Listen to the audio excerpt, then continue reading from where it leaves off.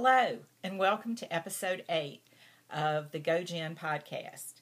I'm Gojenn. You can find me as Gojenn on Ravelry and on Instagram. And on Ravelry, we have a group for the Gojenn podcast. I hope you join us. For my new viewers, thank you for giving me a try. For returning viewers, thank you very much for being my friend. I want you to pull up a chair, get you something to drink, pull out your latest project, and let's talk about some knitting and crocheting. The first thing I have to do is some erratum from last week's podcast when I had my mom with me. We were talking about how my mom is about to turn 80 in July, and on her birthday, which is July 4th, she and my sister and my older daughter are going to run a 5K. And I think I said that my sister was running a 5K while my mom and I were talking about rug hooking. I was wrong.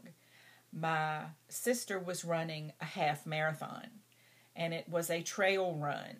So she was up and down hills, rocks, streams, mud, tree limbs, roots, all kinds of terrible things trying to kill you. But she did very well, and so I needed to make sure that I got that right. There's a big difference between a 5K is 3 miles, 3.2, 3.1, and then a half marathon is 13 miles. So there's quite a difference, and I do want to give her all the credit for that because she's just great at. She enjoys triathlons, the running, biking, and swimming. No, not me. I get tired driving that far, much less running it. But she enjoys it, and I wish her the best. Okay, so since this is a knitting and crochet podcast, let me think. What projects have I been working on? My sweater. Oh, of course, my sweater. It's not finished yet. Since last week, when I was proudly showing my mom, I have only done about 1 inch or 2 inches. But it's still beautiful, and I really don't have that much else to work on for the rest of the month of March. So perhaps I will get the 2 sleeves, and then this has to be 32 centimeters from the bottom of the armhole excuse me, to the bottom of the sweater. So, and the last time I checked, I think I was at about 28 centimeters. So I've got 1 inch or so more, plus some ribbing at the bottom of the sweater, plus 2 sleeves. So this will be a finished sweater for me to wear next winter, next fall. And I'm very happy about that. I would like to get it finished, but I doubt. We'll see. We'll see. Never say never. Let me think of what other project I may have completed. Why, yes, it's my cattywampus hat. Isn't it pretty? Isn't it lovely? And don't you love this construction? And I wanted it to be slouchy, so I followed the directions for slouchy in the pattern. The pattern is the Cattywampus Hat by Elizabeth Green Musselman. It's all knit on the bias with the 4 knit rows, and then you have to purl, when you're going backwards. But anyway, you know what I mean. And I am so happy with it. I learned several things while making this hat. I learned how to knit short rows. Elizabeth's instructions are very clear, very simple. I had never done short rows before. And then this used a Kitchener bind off. It had a provisional cast on. So when I was through with the knitting, I put those cast on stitches, the live stitches, on a needle, and then Kitchenered them together. I found an excellent tutorial to Kitchener the garter stitch, since this was garter stitch, and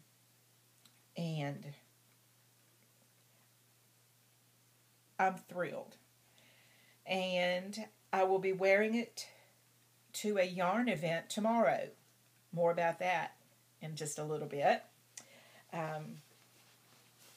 But besides my sweater and my hat, that's all the knitting and crocheting I did for the week. Nothing else. So we'll see how the rest of March goes. Today's the 20th, so we have 11 days left in the month. And this is my owl project for the Harry Potter Knitting and Crochet House Cup group on Ravelry. I've started this. The sweater is my owl project, not my hat. And I apologize for admiring it so much. The sweater is my owl project that I would need to get done. And I don't know if that's going to be able to happen. Someone had asked me about when I make time to knit and crochet. And since I'm a person with a 40-hour job, 2 days I work 8 hours, 2 days I work 10 hours, and then on Fridays I only work 4 hours. So it works out into a 40-hour week. On the 10-hour days, I'm kaput. By the time I get home from work and have dinner, it is time to go to bed, to get up and go back to work the next day. So those days I don't usually craft. On my 8-hour days, I will try to watch a podcast or two, or watch an episode of The Good Wife, and so that's an hour or two, depending on how tired I am, of knitting or crocheting on those days. I try at work to craft during my lunch hour, and I usually do. I get in at least 30 minutes, and that makes me feel like my whole day is not just pointless. I didn't get anything. I didn't even knit if I don't do something at lunch. So I like to do that, and I enjoy the people that I work with when they come up and they say, "What's that?" And this didn't look like a hat when I was knitting it, so it was fun to try to explain how this was going to work out. And then on my Fridays, when I get off at 11, because I'm in at work at 7 in the morning, which is a terrible hour. People should sleep at 7 o'clock in the morning. But on my Fridays, I usually goof off for a while, and then I will craft 4 or 5 hours at night. And then my weekends, depending on what I have to do, I have to make time for the podcast, because I don't want to leave you without your weekly podcast. I know that real life happens to everybody, but it makes me so sad when I am waiting for my regular episode of a podcast to come out, and then maybe she'll post a note and say in the thread, she's been ill or there's been an emergency. Well, but I'm waiting, so I know how you feel. I feel your pain. I try to make sure that I'm here every week for you. And I'm very fortunate that I'm a very healthy person. So, my Saturdays and Sundays, I have my regular household chores to do, but then I try to pack as much crafting time. That's when I get the bulk of my crafting done, is on the weekends. My older daughter is grown and has her own home, so it's not like I have children to take care of. And I mean, sometimes I have my grandson to share my day with me on Saturdays, but most of the time I have the entire weekend for myself, and which is, I realize that to those of you with children, that seems like an utter luxury, and it is. But I miss the days when my girls were little. Okay, so that's my schedule. When do I craft? Now everything's done except for that sweater. So what do I plan to do next? I want to do some crochet.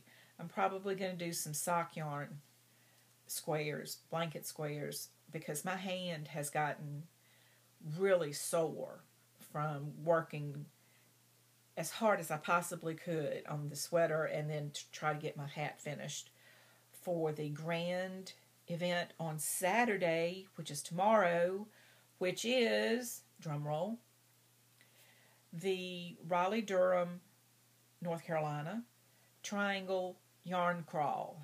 And so two friends have invited me to go with them.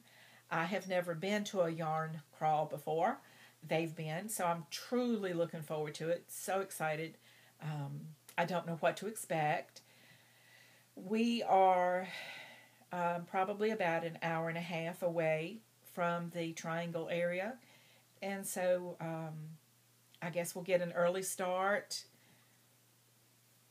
I'm excited. I was trying to remember the last time I went to an actual yarn shop, and the last that I remember is about 18 months ago, when my daughter took me to New York City, and we went to, I can't remember the name of the shop, but that's where I first saw Malabrigo, and it was love at first sight.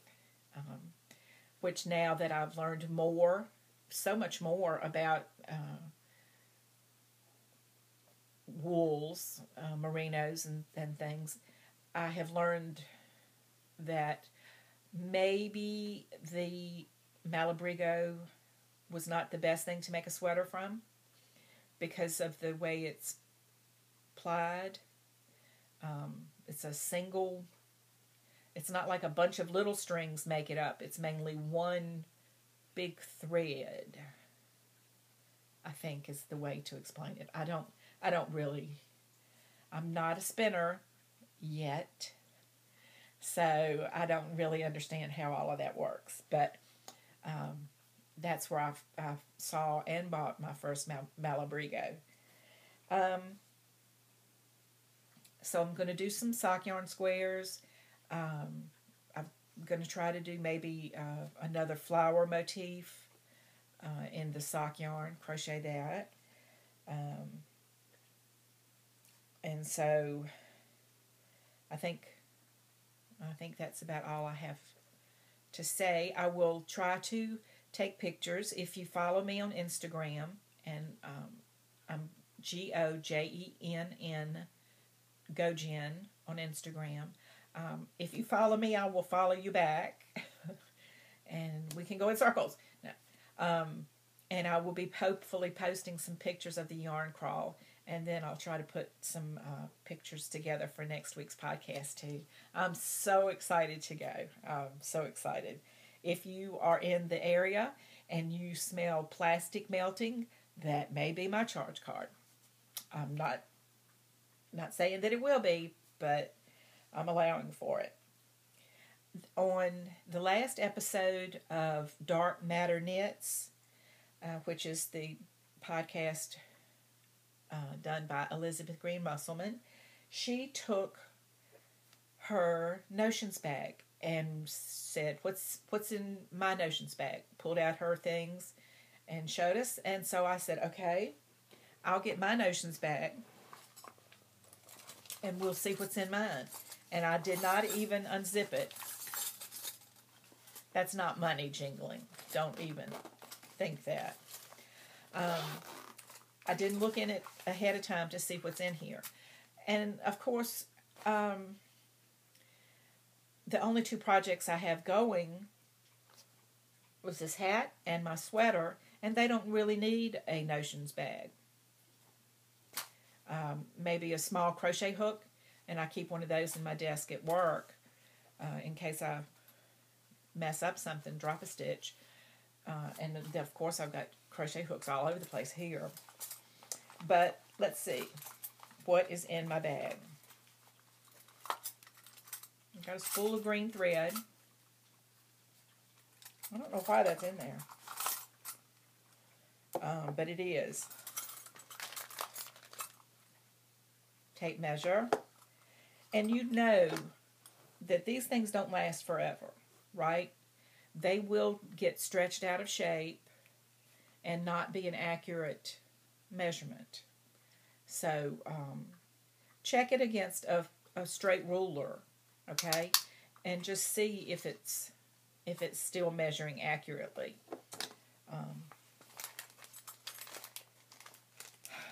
The last time I was at Joann's or whatever, I got some of these needle holders. But of course I bought large, and I was using small needles, so they didn't work. But I figured this is a good place to have them. Pair of scissors. Smart, huh? Sharp scissors. And this is a knitting needle point holder. But I just put it on the end of my scissors so that it doesn't poke through my bag. That would be a tragedy. And yes, I think if any of y'all are familiar with the 31 bags, this is a little 31 bag.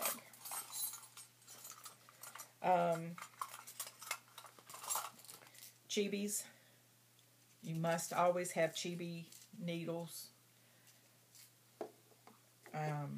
I used to use the plastic ones, but I broke two.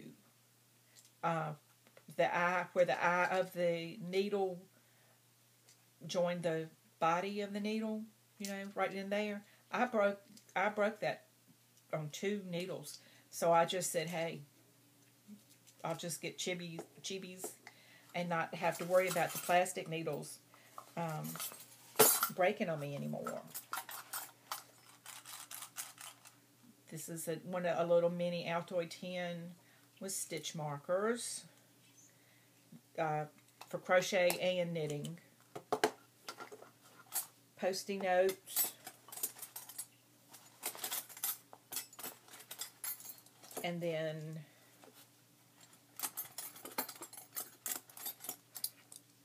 crochet hooks. You can never, ever have too many crochet hooks.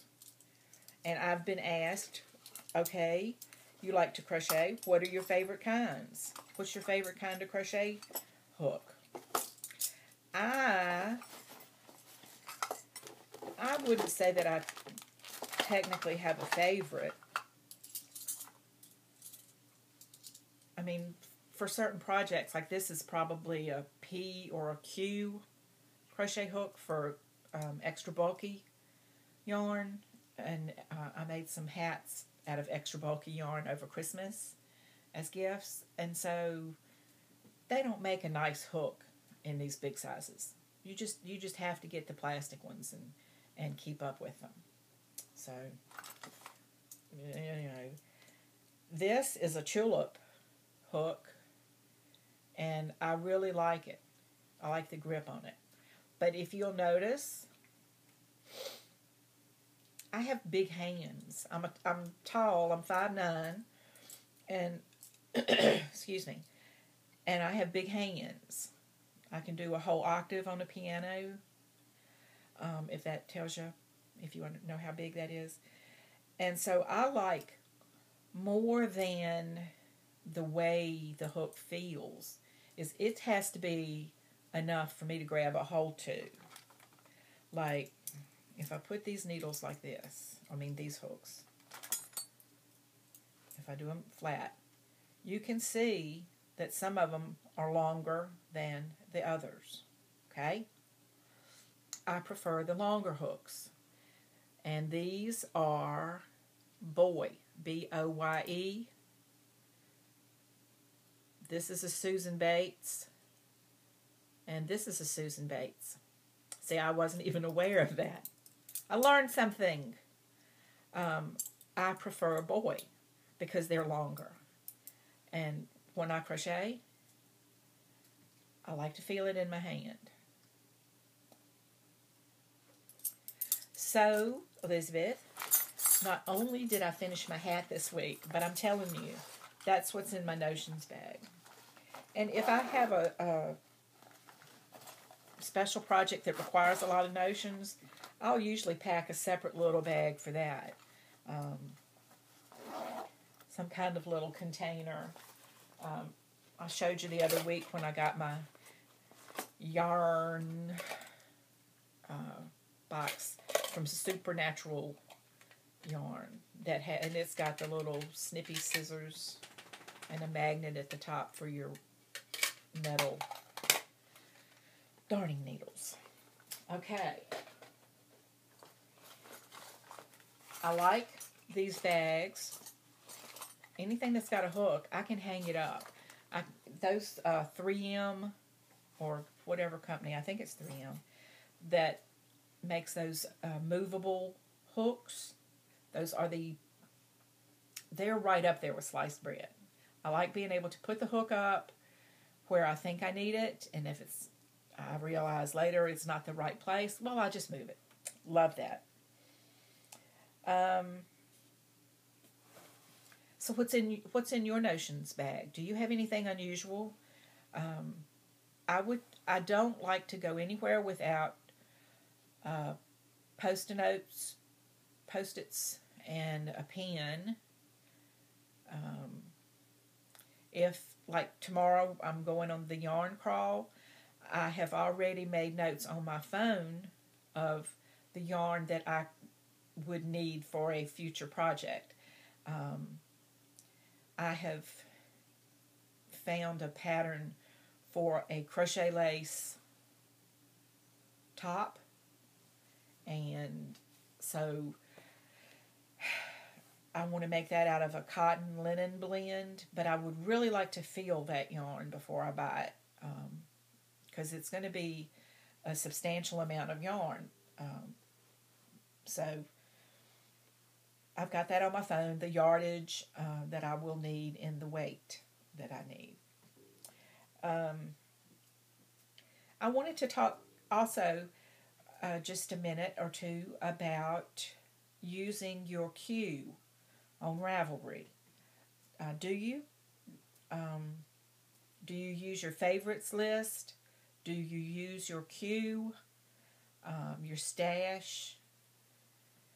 I find that those things on Ravelry are just, they're everything I want. All the information that I could ever possibly need is in Ravelry. And it's just up to me to make sure that I update my projects, which I do, because I'm very proud of the things I make. And when I look back at the projects I was making when I first went to Ravelry, it was a lot of acrylic Afghans. And even the nicer patterns that I would make, I still was using, I hadn't heard of indie dyers, which I don't know if there were indie dyers back then, or in spinning. So things have changed so much, and Ravelry has made so much of it accessible to everybody for free. Ravelry's just the best. So I wanted to say that I have been feeling guilty lately about my stash. And by that I mean my good yarn stash, my Indie Dyer stash of wools. I think mostly wools. Because I've just been accumulating them, but not doing anything with them other than admiring them. I have a box that has a clear plastic front, so I can look at them all piled in there and just admire them and their beauty and their gorgeousness, and lift the lid to add another skein. But I haven't used my good yarns. So I printed out my stash. And I do have in Ravelry, I have all of my good yarn stash. I have several bins of acrylic yarn for blankets and things like that. So that's not on Ravelry, and I don't feel the need to put it on Rav. But I printed out my stash, and I put how many yards I had and what weight it was and the colorway. And then I grouped it by fingering weight and worsted weight. And what did I want to make out of that? And after I looked at that for a little bit, then I went to my queue of the projects I want to make soon. I want a Yowza weigh-it shawl. I want to make a barley hat. I want to make a divine hat. That's a crochet pattern. And if you crochet, the divine hat is easy, it's fast, and it's beautiful. It has this swirling around your head kind of design as well. I highly recommend the divine hat. I think it's a free pattern. I'm not positive. But I have made it 20 times, maybe more. For the Harry Potter House Cup once, we had a challenge to make as many hats as we could in 10 days. And I made 12 hats. And they were all using the divine pattern, and they were all adult hats, no baby hats. So it's fast, and it's a great pattern. I'm not sure who the author is. But as I was saying, I have my stash on this hand, and I have my queue on this hand. And I said, well, this yarn here is pretty solid, so it would make a good barley hat, because I want the stitches in the barley hat to show up, because that's got the stockinette section and the garter section, so I want that to be to show up. So I want to do that. Well, here's a really colorful yarn. I've got a pattern for an easy peasy hat. That's the name of it. I think it's a Knit Picks pattern. It's just stockinette in the round, and that would be good for that. I have a skein of mustache yarn in the worsted weight, and it's a huge skein, so that's going to be what I use for my Yowza Weigh It Shawl by Susan B. Anderson. I think I'm going to do the first one, because I looked through the projects and I thought they were really beautiful. I have some other yarns that I was trying to match up with patterns, and I discovered that I love colorful skeins of yarn, but it's sometimes hard to find the right pattern for a special yarn like that.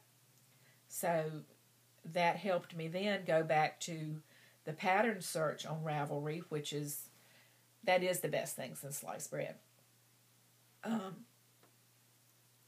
And so I went to that and tried to find something that would look good in these bright, variegated skeins. I've got a skein of citrus that is yellow, orange, and red. variegated. I don't know what I'm going to do with it. I think I'm going to make a cowl. But it's been very good for me, personally, to look at my good yarn as far as using it.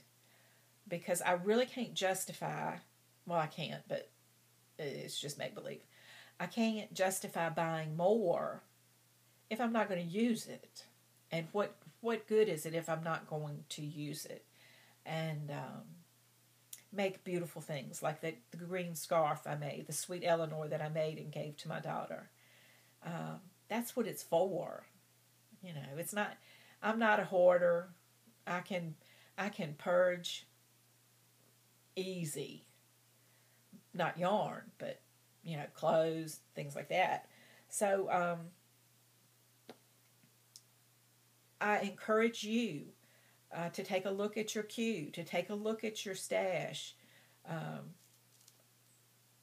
I don't have anything on my queue except for patterns that I am planning to make. So my favorites has all the patterns that I think are super.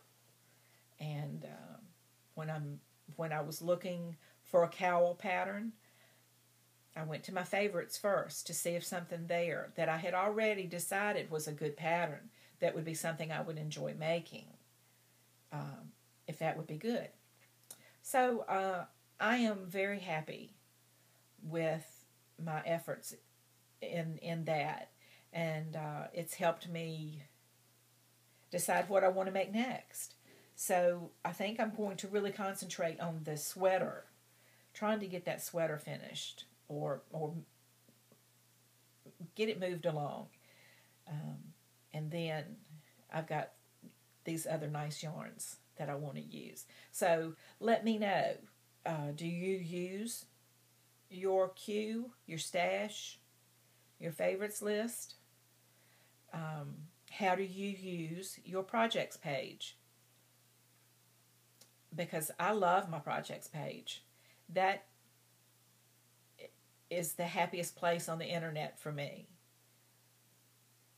Because I can look back to where I first found Ravelry and the things I was making then, and see how far I've come, how I've learned to knit.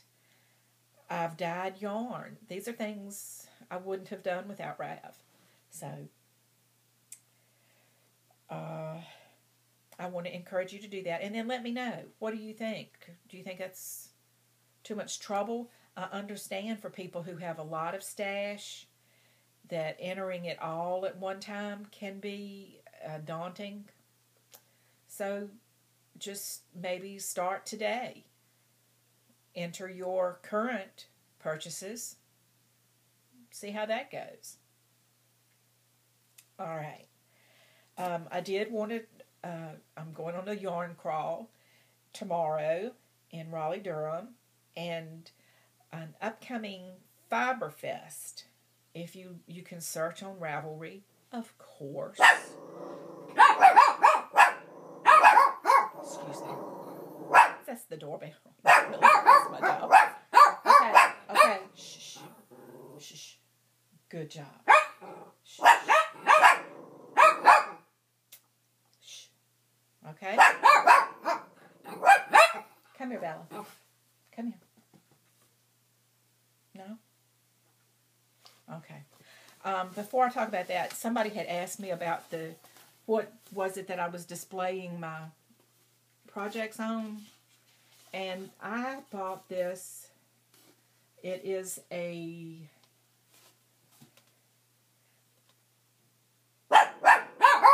19 7/8 by 11-inch styrofoam board. It is still in the plastic from where I bought it. And you can stick pins in it, and it makes its own little pin cushion. It's excellent. And it cost $7, and I'm sure I used a 50% off coupon.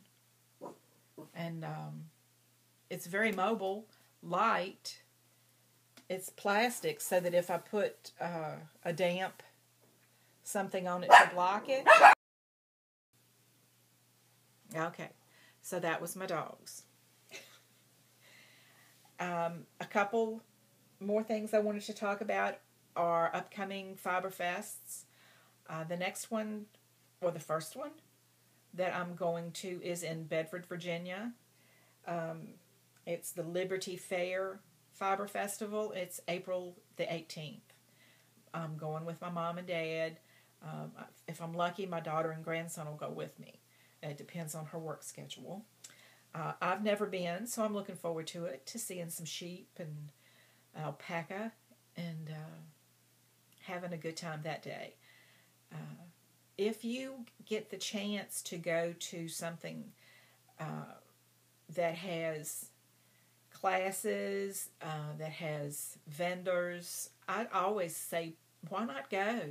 You don't have to buy anything if you don't want to, but you may see something that changes your outlook. You may see a beautiful shawl on someone else and decide, hey, must make that. So I encourage you to go. Have you got any Fiber Fest that you're going to? I am in Virginia, but I'm in the right on the southern edge of the state, so I will not be able to go to the Maryland Sheep and Wool.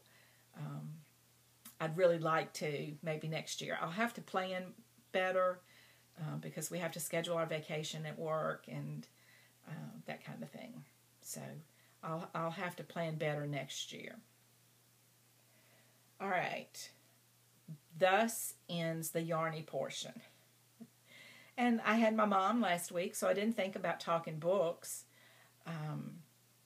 I have finished The Dark Monk by Oliver Potsch, Potschch. That was okay. I wasn't as impressed with that. His first book, The Hangman's Daughter, was much, much better. So The Dark Monk was the second in the series. And I think I've got the third in the series on my Kindle. And so I'm hoping it's going to be a whole lot better because I wasn't thrilled. Since I finished that Dark Monk, I got the book, excuse me for fumbling, I want to make sure I get the title right. The Absolute True Diary of a Part-Time Indian. I think that's for teens, but it's by Sherman Alexie, who is a Native American, and he has written grown-up books that I have truly enjoyed. So I've read that, and I've really enjoyed that story too. It gives a unique perspective on what it is to be Native American, what you have to give up to pursue dreams. You have to give up part of your Indian self, or at least that's what's happening to the character in this book, and it's a really good story. I think I had mentioned that I was going to read The Bat by Jo Nesbø, who is a Norwegian author, and I have already finished it. It had some negative reviews on Amazon, but I don't know why. I loved it. I loved it. I loved it. If you like a detective mystery, which I do, I really enjoy the clues, the suspects, the red herrings, the personal life of the detective. These are things I love, and I feel that the author did a great job. The detective's name in the book is Harry Hole, or I think they kind of say Hola. It looks like Hole, Hole, but it was pronounced hole, kind of with a.